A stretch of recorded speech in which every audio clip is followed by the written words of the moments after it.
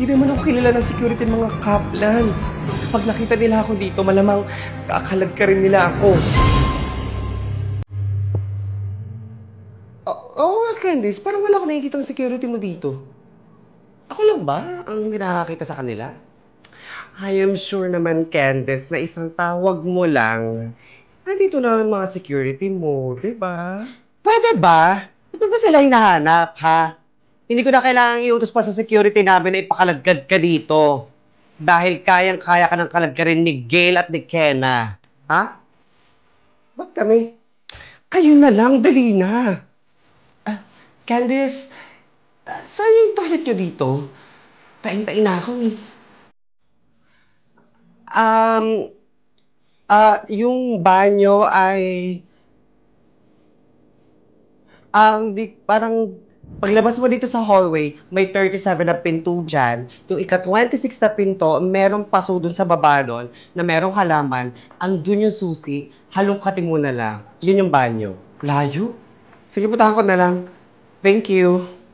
Paano niyo nalaman? Oo nga, Candice. Paano niyo nalaman? Malamang natantosan niyo na yung banyo naming shitable. Ew, nakikita sa ibang bahay. Pwede ba umalis ka na sa party ko? No, dito lang ako, Candice. Hintayin ko yung security mo na dapat nandito kasama yung mga staff mo dito. Pero parang wala naman yatang mga tao dito sa party mo. Yung isa, parang walang katulong. Diba? Hindi mo napapansin?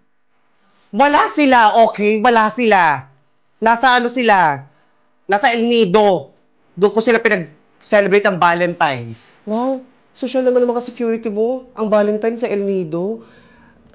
Baka hiring kayo dyan, Candice, kahit part-time. Tsaka hindi ko sasayangin ang pagod nila para lang ipatapon tong basurang to. Talaga ba? Ba't ganun? Parang hindi ka naman talaga taga dito. Hindi mo alam kung saan ang mga tao mo. Tapos hindi mo alam kung saan yung banyo nyo. Taga dito ka ba talaga, Miss Kaplan? Hindi ka talaga titigil? Kalag ka rin yun na nga to. Paalisin nyo na to, alis! Oo nga, pwede ba umalis ka na, Hailey? Gusto mo ibasa ko sa ulo mo to, ha? Oo nga, Hailey, pwede bang umalis ka na? Umalis ka na. Ano ba? Pwede ba bitawan mo na ako? Ano ba? Sige, subukan mo. Teka, ano nangyayari dito? Anong ginagawa ni Miss Hailey dito? Perfect! Paalisin mo na nga yung babae niya dito, ma. Ma? Mama mo? Tinawag mo si Deidre na ma? Mama mo ba siya?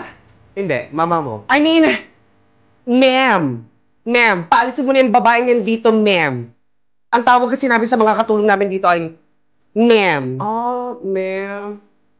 Ganun pala kapag may yaman ang tawag sa katulong. Ma'am. Kaya pala tumawag siya sa akin si Deidre kanina dahil gusto niya mag-celebrate ang anak niya dito ng party. Mag-celebrate ng birthday yung anak ko po. Kasi ang anak niya ay si Candice.